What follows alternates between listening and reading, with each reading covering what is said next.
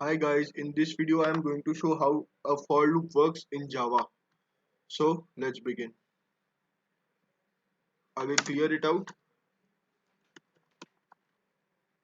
Int a. That's it. So I will write for a is equal to 0, a less than 10 and a plus plus. So this demonstrates how we will do the condition. This means for up to declaring a is 0 up till a is less than 10,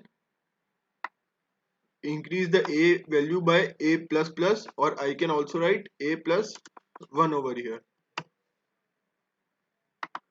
and whenever the value is increased I will type out SYSOUT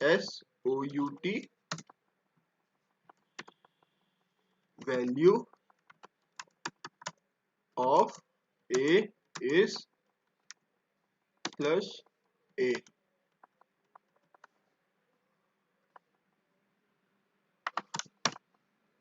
So I will click on compile and see what is the output. I will save it and then I will compile it. So it is starting from 0 and value is increasing one by one.